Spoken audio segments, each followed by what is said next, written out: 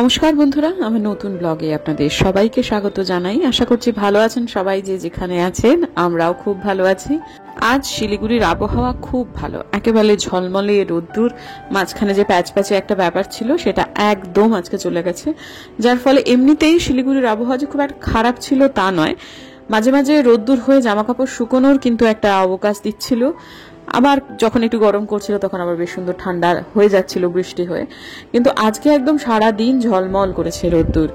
তো সকালবেলায় উঠে আলমন্ড টুপুরকে আর বুম্বাদাকে দিয়ে এলাম। আমি সকালে উঠে কাঠবাদাম খাবো না, আমার জন্য মেথি ভেজানো জল রয়েছে, সেটাই আমি খাবো আর কি। তো যাই হোক, এখন আপাতত টুপুরের স্কুল আজকে, সেই জন্য ওর টিফিনটা বানিয়ে দিচ্ছি। আগের দিনেতে ভিজিয়ে রেখেছিলাম, গুলিয়ে রেখেছিলাম প্যানকেকের যে ব্যাটারটা, সেটা ফ্রিজেতে ছিল, সেইটাই আজকে এপিটোপিট করে ভেজে দিচ্ছি। তবে আজকে কেবলমাত্র টুপুরকেই করে দেবো না, এটা খেতে আমার শ্বশুরমশাইও খুব ভালোবাসেন, তাই জন্য শ্বশুরমশাইয়ের জন্য করব। সর্বসাকুল্যে করব হচ্ছে 5টা, সেই রকম ভাবেই গুলিয়েছিলাম। তার মধ্যে 3টে দেবো টুপুরকে এবং 2টো দেবো আমার শ্বশুরমশাইকে। এইটা হবে ওনার ছোট জলখাবার। আজকে আবার উনি 6:30টার মধ্যে উঠে পড়েছেন, তাই জন্য যখন টুপুর যাবে তারপর আমি ওনাকে খাবারটা দিতে যাব, মোটামুটি ধরুন ওই 7:30টার পরে, তখন উনি খাবেন বলে আশা করছি। তারপর আলপনা দিয়ে এসে আবার ওনাকে আর একটা জলখাবার দেবে। তো যাই হোক, এখন আপাতত ভেজে নিই। আচ্ছা, অনেকেই আমাকে টুপুরকে ওই খোসা ছাড়িয়ে কাঠবাদামের ক্ষেত্রে একটু বারণ করেছিলেন, বলেছিলেন খোসা সমেতই খাওয়াতে, কিন্তু টুপুরকে ডাক্তারবাবু কিন্তু সম্পূর্ণভাবে খোসা ছাড়িয়েই খাওয়াতে বলেছেন, বরং খোসা সমেত খাওয়ার ব্যাপারে কিন্তু তার নিষেধাজ্ঞা ছিল। তো যাই হোক, এখন আপাতত আমার মেয়ের যেটা দিচ্ছি তার মধ্যে একটু মধু দিয়ে দিলাম। এমনিতেই এটাতে একটু মিষ্টি মিষ্টি ব্যাপার তো থাকেই, তারপরে আবার একটু মধু দিয়ে দিলাম, খেতে ভালো লাগে সেটা। তো এটা ও টিফিনে নিয়ে যেতে খুব ভালোবাসে, কারণ ওটা কাঁটা চামচ দিয়ে খেতে পারে, জানেন তো। আর একটু সস দিয়ে দেবো, খুব ভালোবাসে এরকম ভাবে খেতে। তো ওর খুব চটপট খাওয়া হয়ে যায়। টিফিন ব্রেকে তো বন্ধুদের সাথে গল্প টল্পও করে, কাজেই খাওয়ার জন্য খুব একটা বেশি সময় দিলে ওর অন্য জায়গায় লস হয়ে যায়, মানে বন্ধুদের সঙ্গে আড্ডা বাড্ডা মারার ব্যাপারটা, এখন তো সে বড় হয়েছে। সুতরাং সেই জায়গা থেকে এমন কিছু দিতে হবে যেটা তার তাড়াতাড়ি করে খাওয়াটা হয়ে যায়। ওই রুটি পরোটা দিলে ছিঁড়ে খেতে হয়, তাতে একটুখানি তার সময় নষ্ট হয় বলে মনে হয়। তো যাই হোক, এখন আপাতত দিয়ে দিলাম। এবং এখন মেয়েটা আমার যাবে, ওর বাবা আছেন বাড়িতে আজকে, এখন ওর কয়েকদিন ইউনিভার্সিটিতে অন ডিউটি লিভ চলছে, সেহেতু সে ইউনিভার্সিটি বেরিয়ে যাবে। কিন্তু তার আগে সে মেয়েকে, এত সকালবেলা তো আর ইউনিভার্সিটি যাওয়ার প্রশ্ন নেই, সুতরাং সে তার মেয়েকে পৌঁছে দিতে চললো হচ্ছে এখন হাতি মোড়ে। তো ও বেরিয়ে গেল, এরপর নিচে গিয়ে আমি শ্বশুরমশাইকে খেতে দেবো। এক্ষুনি এসেছিলাম মিনামাসির ভাত উপর করাটা দেখাতে। হ্যাঁ, এই যে ভাত উপর করছে খেলনা বাটির মতো করে। এটা হচ্ছে আমার ভাত, বাটিটার সাইজ হচ্ছে এই যে এইটুকু, হ্যাঁ ছোট্ট। হ্যাঁ, এটা হচ্ছে আমার ভাত, তাও মনে হচ্ছে বেশি হয়েছে। আর ওটা হচ্ছে টুকুর আর গুম্বাদার ভাত, তাই তো? তাও বাঁচে, হ্যাঁ মিনামাসি তার খেপে দেয়। হ্যাঁ, এইটুকু রান্না করি তাতে ওই আজকে আবার মিনামাসি হচ্ছে নাইটি অবতারে, কারণ মিনামাসি আজকে আবার গেছিল রিপোর্ট গুলো দেখাতে, তাই তো? তাই না? হ্যাঁ, রিপোর্ট গুলো দেখাতে হসপিটালে, একদিন ডাক্তার দেখাতে, একদিন ওয়েলফেয়ারে টেস্ট করতে, আর আজকে টেস্টের রিপোর্ট গুলো সমস্ত কিছু দেখাতে গেছিল। তা ডাক্তারবাবু বলে দিয়েছেন যে এখন কমোড ইউজ করতে হবে, ওনাকে চেয়ার লিখে দিয়েছে। তো তারপরে মিনামাসি বোধহয় একটু ডাক্তারের সাথে ডাক্তারি করতে গেছিল, তো তর্কাতর্কি করতে, হ্যাঁ আমি ওগুলা মানে ওখানে এসে বসে তার আর কি অসুবিধা, টাকা পয়সা নেই, ওটা কিনতে পারবে না, এটা মোটে না, কিন্তু সে ওই চেয়ারে বসে যেহেতু টয়লেট করা সেগুলো সে করতে পারবে না, ডাক্তারবাবু ঝেড়ে কাপড় পরিয়ে দিয়েছে। আমি মন খুব খারাপ, ডাক্তারটার কি মেজাজ, কেন মেজাজ। যাই হোক, বললো যে ডাক্তারের মুখে মুখে তর্ক করতে গেছে, ডাক্তারবাবু খুব সে বকে দিয়েছে। তো বকবে না বলুন তো দেখি, আর আউটডোরে কি কম পেশেন্ট? হ্যাঁ, যাই হোক, আগের দিন যে ডাক্তারবাবু দেখেছিলেন, যিনি রিপোর্টগুলো করতে দিয়েছিলেন, আজকে ডাক্তারবাবু অন্য কেউ আর কি। তো আগের দিনের জন বেশি ভালো ছিল, আজকেটা কম ভালো, ওই আর কি। আমাদের মেয়ে তো স্কুলে গেছে, মেয়ের বাবা এবং মেয়ের দাদু আজকে গেছে ব্যাংকে, এখনো পর্যন্ত তারা ফেরেনি, খুব বেলা হয়নি যদিও, গেছে বেশিক্ষণ আগে না। তো আর আমি উঠে সকালবেলা যে ওই যে আপনাদের সাথে কথা হলো, আজকে কেন জানি না ঘুমে এত চোখ ঢুলে আসছিল, পড়ে যাচ্ছিলাম। তারপরে আমি শুয়েছিলাম, তারপর বুম্বাদা উঠে বললো যে তুই ওঠো, আমি আর বাবা একটু বেরোবো। তো যা হোক, তা তখন আলপনা দিয়ে আসেনি, তারপর উঠলাম, টুকটাক এটা ওটা সেটা করলাম। তারপরে তো দেখো এখন মিনামাসি একটু আগে ঢুকলো, তো আমি আবার একটু তাড়াতাড়ি চানটা করে নিই। চানটা করে নিয়ে এখনো নিচে যাইনি, আমেরিকা মিলিয়া যেহেতু কুড়ি দিয়েছে, খুব ভালো লাগছে, দেখে আসি কি খবর, নাকি আগে একটু দেখে এসে চানে যাবো সেটাই ভাবছি। দেখুন দেখি কত দূর থেকে দেখছি, কারণ মুখ বাড়ি একখানে কুড়ি। কি বলবো, এত ভালো লাগছে। আর আবার মোহঙ্গের প্রতি ভালোবাসা তৈরি হয়েছে, কারণ মোহঙ্গ রেসপন্ড করছে। এই যে একটু খাবার দিতে হবে গাছটাকে, এটাকেও দিতে হবে, তবে এখন না। এখনো পর্যন্ত শিলিগুড়িতে একেবারে ঝলমলে দিন, সত্যি ভালো লাগছে। এই বৃষ্টি বৃষ্টি বৃষ্টি আর পারা যাচ্ছিল না। আজকে আমার জবা গাছ আমাকে দুঃখ দিয়েছে, একটাও সাদা জবা ফুটেনি, আর কেবলমাত্র একটি ফুটেছে হচ্ছে গোলাপি, আর ওই গেরুয়া জবা ফুটেছে একটা, আর কোথাও আজকে জবা নেই। আর অনেকেই বলেন যে বারান্দা বাগানের জবা তোলো কেন, গাছ ফুল তুলে নিলে গাছ ভালো থাকে বন্ধু, মানে পরিপূর্ণ ফুল তুলে নিলে গাছ ভালো থাকে, দেখবেন। নাহলে গাছ যখন একটা দিন গোটা পেরিয়ে যাওয়ার পর না, গাছ এই ফুলটাকে শুকিয়ে কিন্তু গোড়া সমেত মানে বোঁটা সমেত ফেলে দেয়। তো সেটা আমরা করে নিলে গাছ ভালো থাকবে। আর এই যে ডাঁটাটা অবশিষ্ট থাকছে, এটা যদি ফেলে দেওয়া যায়, মানে ধরুন আজকে না ফেলে কালকে ফেলে দিলাম, তাহলে দেখবেন সেখান থেকে আবার একটা কুশি হবে। বারান্দায় অল্প একটু টবের মধ্যে তো একটু মেনটেন না করলে হয় না, এই আর কি। তো এখন আপাতত এই দুটো তুলে নিলাম অ্যাকচুয়ালি।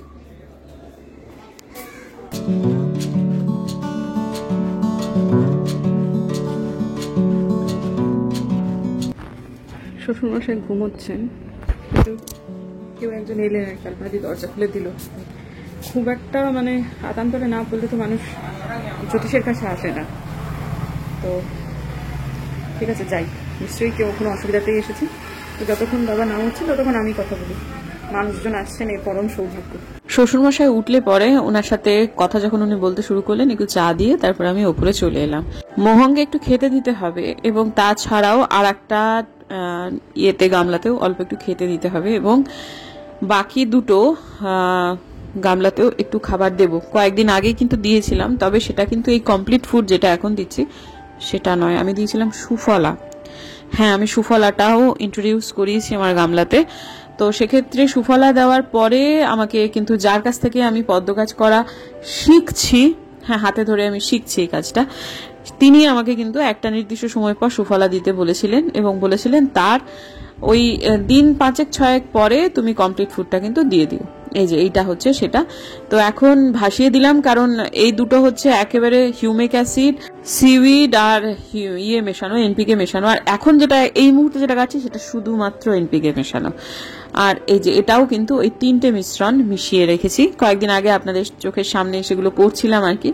সেটা তো আলাদা আলাদা করে মানে কোনটার সাথে কি সেটা যদি না মানে গুলিয়ে ফেলি, এনপিকে শুধু এই জায়গা দিয়ে দেবো, আর ওই 3টে মিলিয়ে ওই ছোট গামলাটা দিয়ে দিলে কিন্তু গাছটা মরে যাবে এখনো পর্যন্ত। যাই হোক, এবারে কিন্তু পদ্মটা তুলিনি, আর কুড়িটাকেও দেখলাম ভালো লাগছে এই মুহূর্তে, গাছগুলোকে দেখতে খুব ভালো লাগছে। তবে খুব শিগগিরই আমি কিন্তু রেড ফিলিপে টিউবারটা তুলে ফেলবো, নতুন করে লাগাবো, নাহলে পুজোর সময় ভাই ফুল টুল পাবো না।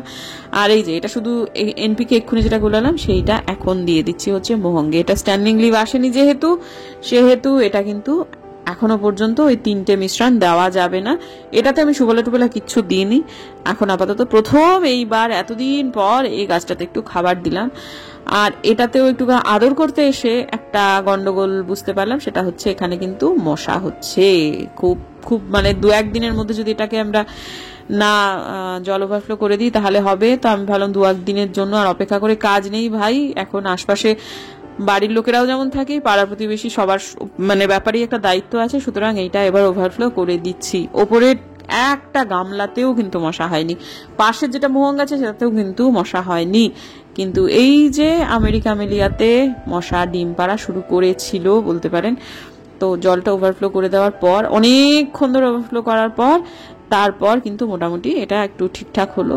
এই হচ্ছে পদ্ম গাছ লাগানোর একটা অসুবিধে, আপনাকে ভীষণ রকম নজরে রাখতে হবে, প্রত্যেক দিন 2-3 বেলা করে খেয়াল রাখতে হবে যে গন্ডগোল হয়ে যায়নি। তো সকালবেলা এসেই কিন্তু এই গাছটায় আমি দেখেছিলাম কোনো সমস্যা ছিল না, এই বেলা এসে দেখছি ঝামেলা শুরু হয়েছে।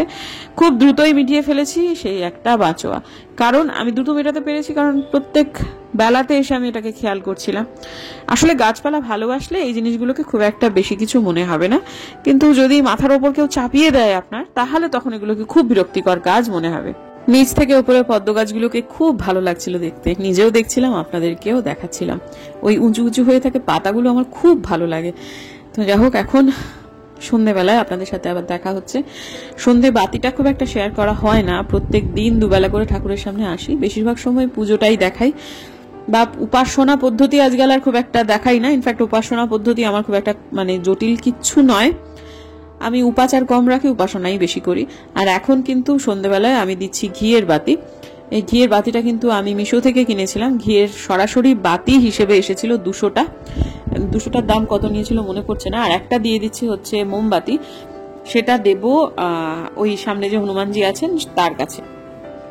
আর তারপর প্রতি ঘরে ঘরে দিনের বেলাতে দিয়ে হচ্ছে ধূপ, যেটাকে ওই সম্রানি কাপ যেটাকে বলে সেটা, আর সন্ধেবেলাতে দেব হচ্ছে কর্পূর সারা ঘরে ঘরে জ্বালিয়ে। তবে এই যে যেটাতে নিয়েছি কর্পূর দানটা, সেটা খুব গরম হয়ে যাচ্ছিল, আমার খুব অসুবিধা হচ্ছিল। যখন আমি বিকেল সন্ধেবেলায় এসে বারান্দায় রাখলাম, তখন তো হাতে রাখা যাচ্ছিল না, মানে একেবারে দৌড়ে দৌড়ে এসে রাখতে হলো। কিন্তু ঠিক আছে, তাও আর কি, এটা আমাকে চেঞ্জ করতে হবে। আর একটা যেটা আছে সেটা নিচে আছে, দুটোই নিচে আছে। তো যাই হোক, এখন আপাতত আমার বেডরুমে খুব বেশিক্ষণ দেওয়া গেল না, কারণ টুপুর এসি চালিয়েছে, পড়ছে সেহেতু। তো এই যে এই জায়গাটাতে কিন্তু হনুমানজির সামনে যে মোমবাতিটা জ্বালিয়েছিলাম সেটা দেওয়ার পরপরই নিভে যায়, কারণ ভুল করে আমি চালিয়ে দিয়েছিলাম হচ্ছে ফ্যান, সেটাতে নিভে যায়, একটু বাদে আবার ওটাকে আমি চালিয়ে দেবো। তো যাই হোক, এখন আপাতত ঘরে ঘরে দিয়ে নিয়ে এখন বারান্দায় দিয়ে দেবো। যেহেতু পূর্ণিমা আছে, পূর্ণিমার সময় আমার শাশুড়ি মাও কিন্তু ঘরে ঘরে এরকম করে কর্পূর দিতেন। অমাবস্যায় দিতেন না, কিন্তু পূর্ণিমায় দিতেন। আমি কিন্তু 12 মাসই দিয়ে থাকি। নিচটা দিই না, কারণ শ্বশুরমশাই টিভি দেখেন, ওনার একটু অসুবিধা হয়। আর তাছাড়া লোকজন আসেন, ওই সমস্ত ঘরে পুরোপুরি দেখানোর ক্ষেত্রে একটু অসুবিধে হয়। সেজন্য শ্বশুরমশাই খুব বিরক্ত হন, জানেন তো, সন্ধ্যেবেলায় এই সমস্তগুলো দেখালে। তাই জন্য নিচে যাই না, শুধু ওপরটাই দিই। কি জানি কেন মনটা আমার সন্ধ্যে থেকেই আজকে কত বেশি অবসন্ন হয়ে আছি, খারাপ খারাপ হচ্ছে। মানে অভ্যাস তো অনেক কিছুই আর কি, সবকিছু সবসময় যে আমি গুছিয়ে বলতে পারবো এমনটা নয়, কিন্তু মাঝে মাঝে আমার মনে হয় যে এবার আমার একটু ব্রেক দরকার সত্যি। মানে গতানুগতিকতার থেকে, দায় দায়িত্ব থেকে, সবাই তো আপনারা দেখেন অনেকগুলো কাজের লোক, ব্যাস ওই তো ঘরের কাজ করাটা নিঃসন্দেহে একটা ক্লান্তি, সেটার একটা বটে, এটা তো ঘটনাই। কিন্তু তার আগে পরে যে আরো কত কিছু আছে, সেসবগুলো আর কি বা বলবো। হাজবেন্ডের উপরে একটু বিরক্তও লাগে, কলকাতায় তখন আমার খুব ছোট, তখন ইয়েতে সিএসসি দিয়ে ওর কলকাতায় হয়েও গেল। ওই পঞ্চসার ওই জায়গাটা, যে জায়গাটা সেখানে খুব প্রমিনেন্ট একটা কলেজে না করে দিয়ে চলে এলো। শাশুড়ি মা কান্নাকাটি করলেন, ছেলে বাড়ি থেকে বেরোবে, তেনা তেনা। এই যে এত বড় বাড়ি, মাঝে মাঝে আমাকে গিলতে আসে, জানেন তো। আমার একটা বাড়িতে থাকা যেখানে কোনো অধিকার নেই, কিচ্ছু মানে ইয়ে নেই। আমার হাজবেন্ডকে যতদূর আমি চিনি ততদূর, সে যদি পঞ্চসারে তখন চলে যেত, তখন শুরুতে গিয়ে আমরা হয়তো হাওড়া ফ্ল্যাটেই থাকতাম। তারপর হয়তো বা তাকে তুইয়ে তাইয়ে বলে বলে আমি বা সে নিজেও রিয়েলাইজ করতো আর কি, আমাদের একটা কলকাতায় নিজস্ব সংসার হয়েই যেত। এই তো পুজোর সময় কত মানুষকে আপনি, আমি তো শুধু কাজের দিদিদের জন্য যেটা কেনা হয় সেটা দেখাই, খুব সামান্য কিছু জিনিসপত্র যেগুলো কেনা হয় সেগুলো আমি আপনাদের সাথে দেখাতে পারি। বুঝেছো, তুমি সব জায়গায় সব কেনাকাটা দেখাতে চান না। এত যে কেনাকাটা, আজকে যেমন একটা মোংলাহাটের একটা ভিডিও এলো, বড়বাজারের ভিডিও এলো, খান্না মার্কেট বলে একটা কি একটা ভিডিও এলো, এই সমস্ত মার্কেট, ওই শাড়িগুলোই, ওই জিনিসপত্রগুলোই আমরা শিলিগুড়িতে কিনি 3 গুণ দাম দিই, জানেন তো। আর দামটা যেহেতু অনেক বেশি নিচ্ছে, আমরা মনে করি কি ভালো ভালো জিনিস আমরা সবাইকে দিচ্ছি। হ্যাঁ, বুঝতে পারি কোয়ালিটি হিসেবে দাম বেশি নিচ্ছে, সবই বুঝলাম, কিন্তু ওই সেম দামে আমরা কলকাতায় থাকলে কি ভালো ভালো জিনিস কিনতে পারি। বাজেট আমাদের যা থাকে আমরা সেই অনুযায়ী জিনিস কিনি, কিন্তু কলকাতায় গেলে আমাদের কেনার মানটা অনেক বেড়ে যায়। এখন কলকাতায় না আছে নিজেদের কোনো থাকার জায়গা, না কিছু ফ্ল্যাট, মানে এটা হোক শ্বশুরবাড়িটা একটা ছিল, কিন্তু তবুও সেটা শ্বশুর শাশুড়ি কেনা বাড়ি ছিল। মানে আমার সত্যি কথা, মানে কলকাতায় আমি মন প্রাণ থেকে চাই যে আমার বুমবাড়ার একটা বাড়ি হোক বা একটা ফ্ল্যাট হোক, সেটা যদি 1 BHKও হয়, তাহলেও সেটাকে নিজের মতো করে ঢুকবো, ছাড়বো, পুষবো, নিজের মতো করে একটু সংসার করবো আর কি। সে যদি আমি নিজেই থাকি, একাই যাই। আমি কিন্তু এখন অনায়াসে কলকাতায় চলে যেতে পারি, কিন্তু আমি কি আবার হোটেলে থাকা, হোটেল ভাড়া করা, আবার কি খাবো, কি ইয়ে করবো, হ্যাঁ, মানে সব মিলিয়ে গেছে না, খুব মনটা খারাপ হয়ে যায়। আমার ননদের বিয়ের সময় যত নমস্কারী শাড়ি, কি ভালো ভালো সব শাড়ি, সব মঙ্গলাহাট থেকে কেনা হয়েছিল। এই আলমারিটা তখনই কেনা, এই আলমারিতে ভর্তি ছিল সমস্ত নমস্কারী থেকে শুরু করে আমাদের বাড়িতে যারা আসবেন আত্মীয় স্বজন, একটাই তো মেয়ে, একটাই ছেলে একটাই মেয়ে, সুতরাং সবাইকে আমার শাশুড়ি মা শাড়ি দেবে। হ্যাঁ, তো সব কিছু ওখান থেকে কেনা, হাওড়া থেকে কলকাতা থেকে কেনা, ননদের বেনারসিটা বেনারস থেকে কেনা, সব এখানটাতে মানে এই আলমারিটাতে বোঝাই, আর কোনো কিচ্ছু নেই। তারপর টুকটুকিদের বিয়ে হয়ে গেল, আলমারি খালি। কিচেন মডিউলার করবো, কিচেন মডিউলারের জন্য যে লোক ঢোকাবো, মানে বাড়িতে একটু লোকজন এসে একটু কাজকর্ম করবে, তাতেও আপত্তি, সব কিছুতে আপত্তি, সব কিছুতে আপত্তি। মানে এতটুকু ইট নাড়ানো যাবে না, এতটুকু আমি আর পারি না মাঝে মাঝে, জানেন বন্ধুরা। কালকে সকালে আজকে দিনের ব্লগটাকে শেষ করি। আমি আজকে ঠিক এই মুডে আমি আর ব্লগটাকে শেষ করতে পারছি না। আমার এই জিনিসগুলো আমার সাথে সাথেই চলে। মানুষ কখনোই সন্তুষ্ট হয় না পরিপূর্ণভাবে, কিন্তু খুব সামান্য চাহিদাও যদি পূরণ না হয় খারাপ লাগে। কখনো কখনো সেই জিনিসপত্রগুলো চোখের সামনে খুব বেশি চলে আসে। আমার ইচ্ছে করে না কোনো কিছু, মানে আমার এই বাড়ি ঘর তো গোছাতে কখনো জোরে জোরে নিজের মনের সাথে যুদ্ধ করে করে সব এই যে আসবাব বদল করা, এই করা সেই করা, সামান্য একটা টেবিল এই ঘর থেকে ওই ঘরে নিয়ে যাবো, তাতেও অনেক রকম ব্যাপার, মানে সব মিলিয়ে মিশিয়ে আমার ভালোই লাগে না। হ্যাঁ, যে যেরকম আছে সেরকমই গুছিয়ে রাখো, এই কথাগুলো শুনলে আমার ইচ্ছে করে, মানে কি বলবো। আর যাই হোক, আমাদের বাড়িতেও মানে তালুকদারদের মধ্যেও এরকম একজন ছিলেন, জানেন তো বন্ধু, মানে এরকম এক আমার এক আত্মীয়, তার যখন শ্বশুরবাড়িতে আমরা যেতাম, মানে ঘর তো নরক গুলজার, তার ঘরটা বেডরুমটা, তার যতটুকু জায়গা মানে একদম খুব বাজেভাবে মানে অগোছালো, অবিন্যস্ত, মারাত্মক রকম, অথচ খুব সুন্দর ছবি আঁকে এখনো, মানে সব মিলেমিশে খুব গুণী, অথচ এরকম কেন করতো কোনোদিনও বলতো না। তারপর যখন তার নিজের একটা সত্যি সত্যি বাড়ি হলো, মানে ছবির মতো সাজানো, ওই যে অত্যন্ত বেশি ডমিনেটিং শ্বশুরবাড়ি, মানে মানুষের মন মাঝে মাঝে বিদ্রোহ করে। ঠিক আজকে আমার ওই একটু মনটা বিদ্রোহী হয়ে উঠেছে সেই একটা সময়, কাজে আজকের দিনের ব্লগটাকে এন্ড করাটা অনুচিত। আমার সাথে আপনাদের দেখা হচ্ছে কালকে সকালে। সুপ্রভাত বন্ধুরা, কালকে ব্লগটাকে এন্ড করে দিলেই হতো শুধু শুধু না টেনে, কিন্তু কালকে যাই হোক ওই মুড নিয়ে আর ভাল লাগছিল না। এখন সকালবেলায় উঠে মেয়ের স্কুল, আজকে মেয়ে চলেও গেছে, তো যার ফলে ভাবলাম যে না ঠিক আছে ব্লগটাকে এন্ড করি। একদম দেখুন সকাল হয়ে গেছে, ওই যে তো বারান্দায় বসেছিলাম, ভালো লাগছিল, একটু রোদ্দুর লাগিয়ে এটা গিয়ে আরাম হচ্ছিল আর কি।